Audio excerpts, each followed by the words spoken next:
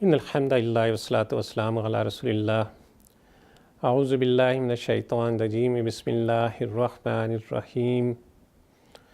قال اللہ تعالی فی السورۃ المائدہ لعن الذین کفروا من بنی اسرائیل علی لسان داؤد وعیسی ابن مریم ذالک بما عصوا وکانوا یعتدون کانوا لا یتناہون عن منکر فعلوہ لبئس ما کانوا یفعلون۔ بنی اسرائیل میں سے جن لوگوں نے کفر کی راہ اختیار کی ان پر داؤد علیہ السلام اور عیسیٰ ابن مریم علیہ السلام کی زبان سے لعنت کی گئی کیونکہ وہ سرکش ہو گئے تھے اور زیادتیاں کرنے لگے تھے۔ انہوں نے ایک دوسرے کو برے افعال کے ارتکاب سے روکنا چھوڑ دیا تھا۔ کیا برا طرز عمل تھا جو انہوں نے اختیار کیا۔ ناظرین کرام، صاحب تفہیم القرآن اس آیت مبارکہ کے مطالعہ کی روشنی میں فرماتے ہیں کہ مسلمان صرف انفرادی حیثیت میں ہی صالح انسان نہیں ہوتا جو اچھے کام کرتا ہے، برائی سے بچتا ہے اور اپنے ایک خاص دائرے میں زندگی گزارتا ہے، نہ اسے یہ فکر ہو کہ خیر کا دائرہ سمٹ رہا ہے اور اسے بے وقت بنایا جا رہا ہے، اور نہ اسے یہ پریشانی ہو کہ برائی اس کے ارد گرد پھیل رہی ہے، پر پرزے نکال رہی ہے، بلکہ ہر مسلمان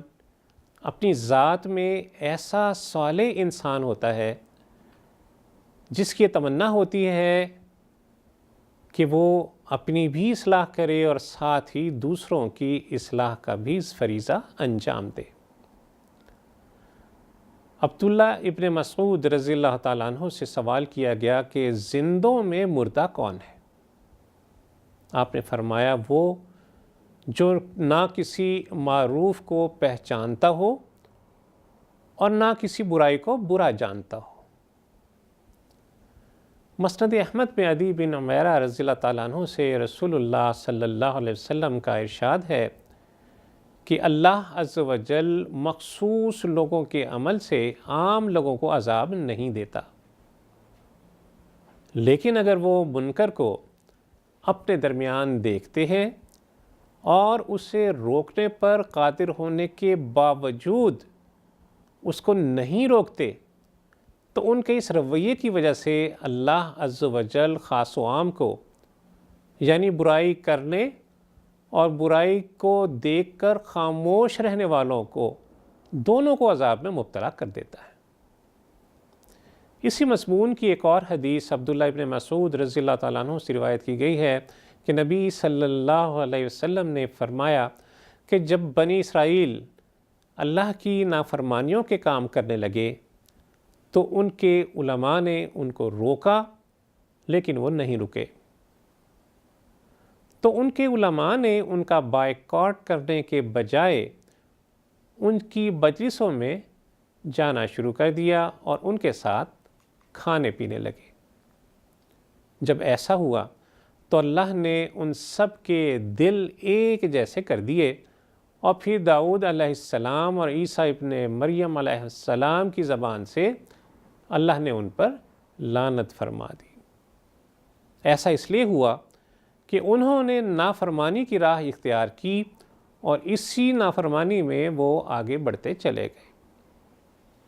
راوی کہتے ہیں کہ اتنا کہنے کے بعد رسول اللہ صلی اللہ علیہ وسلم جو ٹیک لگائے بیٹھے تھے، ٹیک کو چھوڑ دیا اور سیدھے ہو کر بیٹھ گئے اور فرمایا کہ نہیں، اس ذات کی قسم جس کے قبضے میں میری جان ہے، تم ضرور لوگوں کو نیکی کا حکم کرتے رہو گے اور برائی سے روکتے رہو گے اور ظالم کا ہاتھ پکڑو گے اور ظالم کو حق کے آگے جھکاؤ گے۔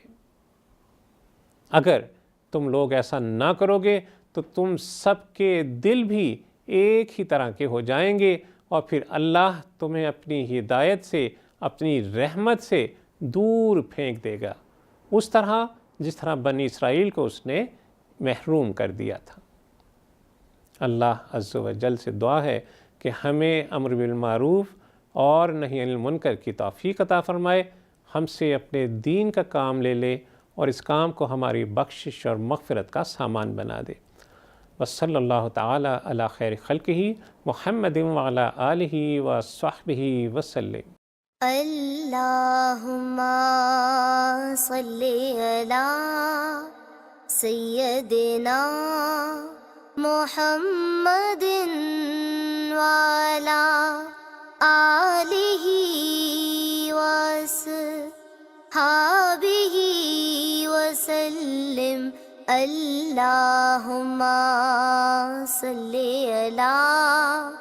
سیدنا محمد وعلی آلہ وصحبہ